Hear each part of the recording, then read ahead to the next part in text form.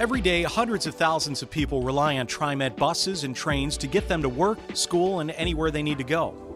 And we rely on you to help our riders and our employees when emergencies happen on our system. Of the more than 320,000 trips taken on TriMet each weekday, more than 200,000 are on our fixed route buses. This module of the Transit Orientation for Emergency Responders will focus on those buses.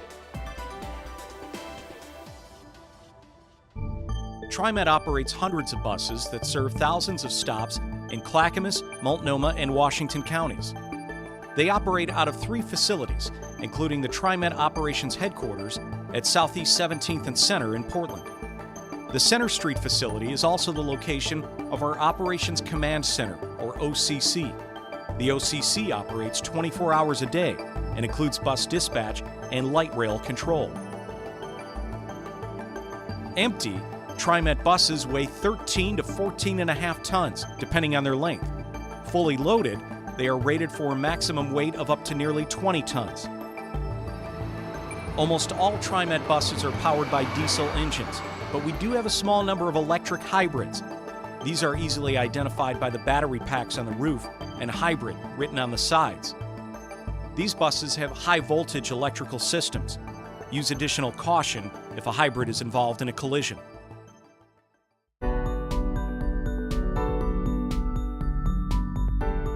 Buses come equipped with a ramp that stores flat into the floor at the front door. The operator deploys these ramps with the flip of 2 switches, a power switch and an operate switch located on the dashboard. The ramp flips up and out. If the power to the bus is off, the ramp can be manually deployed to evacuate those in mobility devices. Just look for the manual latch release on the edge of the ramp. On most buses, it is located at the rear inboard corner of the ramp. Some ramps will have a black strap to pull the ramp up so you can grasp the edge and pull it all the way up and out. Others use a latch tool that is stored in a pouch behind the driver's seat. A screwdriver works as well. Simply pull up the latch to reveal a finger hole. Using the hole, pull up the ramp slightly and then grasp the edge and pull the ramp up and push out.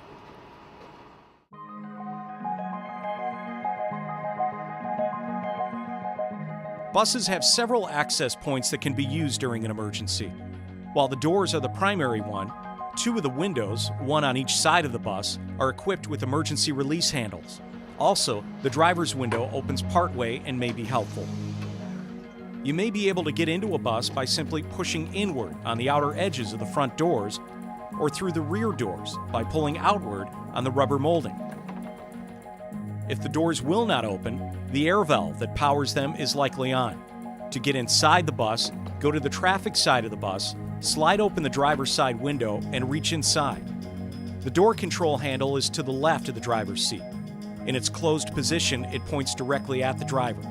Push the handle all the way forward or all the way to the rear.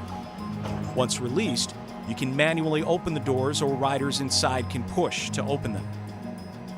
There are also emergency door releases that can be used from inside the bus. They are located near the top of each door.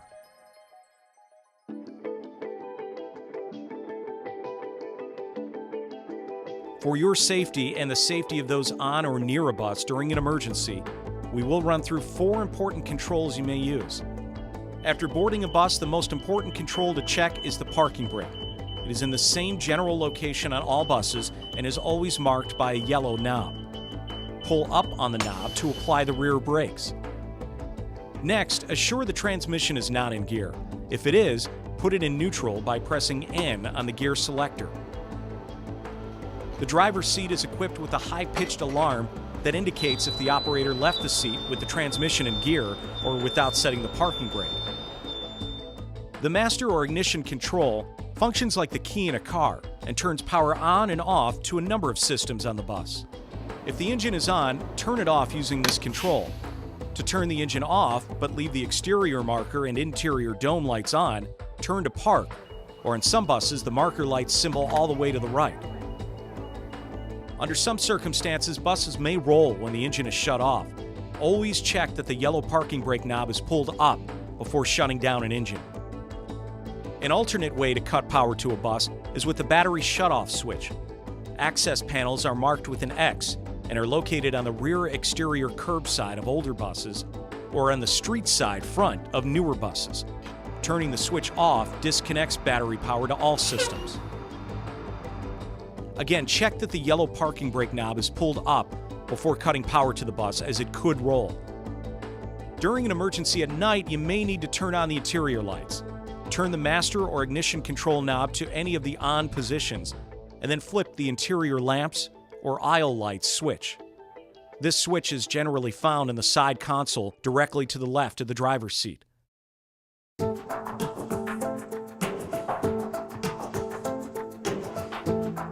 Communication between bus operators and dispatch occurs one of three ways.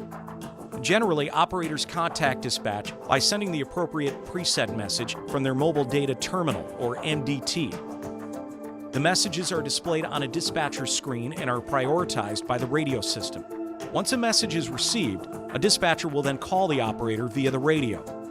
Conversations over the radio should not be considered private, as they are mainly over public channels. Operators have several preset messages for emergency situations, including ones which request immediate police, fire, or medical assistance. If a dispatcher receives an emergency message, the dispatcher immediately calls via the radio to get details. Requests for emergency assistance from buses are relayed to the appropriate 911 center based on the bus's location. If an operator believes that using the radio handset may cause harm to themselves or to a customer, they can initiate a silent alarm. When this occurs, dispatch receives a text message with a warning tone, and their GPS map screen automatically centers on the location of the bus. At this point, dispatch can open a covert microphone near the driver to listen in on what is occurring on board. The dispatcher then calls 911. Operators may or may not have a personal phone with them. TriMet will not allow operators to use personal phones while in the driver's seat, even if the bus is parked and off.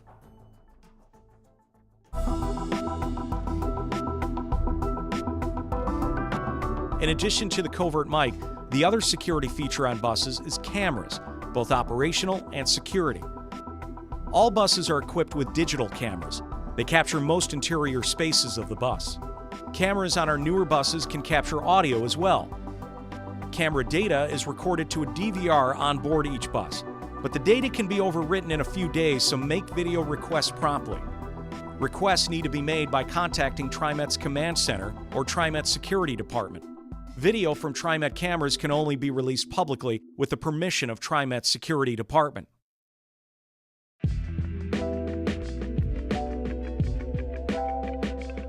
To identify a specific bus involved in an emergency situation, use the vehicle or fleet number. This is a 4-digit number on the front, sides, and rear of each bus. It is also found on the roof of the bus. The route number also may be helpful.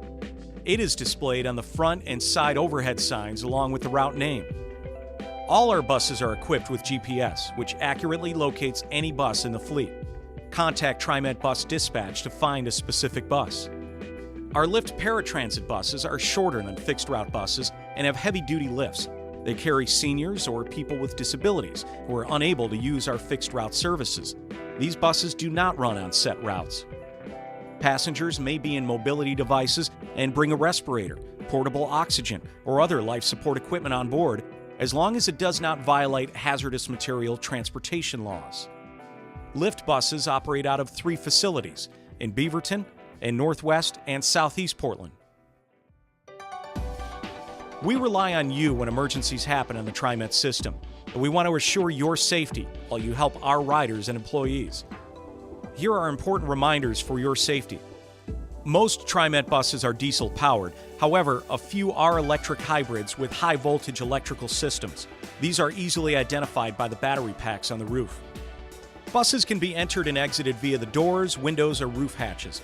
Manually open the doors by pushing inward on the outer edges of the front doors or by pulling outward on the rubber molding of the back doors. If they won't open, slide open the driver's side window and use the door control handle to the left of the operator's seat. Once inside, ensure that the yellow parking brake is in the up position and the transmission is in neutral. Always do this before turning the master or ignition control to the off or park positions or before shutting off the battery power. Operators can initiate a silent alarm that allows dispatch to open up a covert mic and listen in on what is happening on the bus. TriMet buses are equipped with security and operational cameras with the video recorded on an onboard DVR. Make requests promptly to TriMet's command center or TriMet's security department. Do not release TriMet video without permission from TriMet's security department. The vehicle fleet number, a 4-digit number on the top, sides, back, and roof of the bus, is the best number to use to identify a bus. On behalf of all the TriMet bus operators and our bus riders, we thank you for all you do when emergencies happen. Your safety is important to us. Use these trainings and our other reference tools to help you stay safe.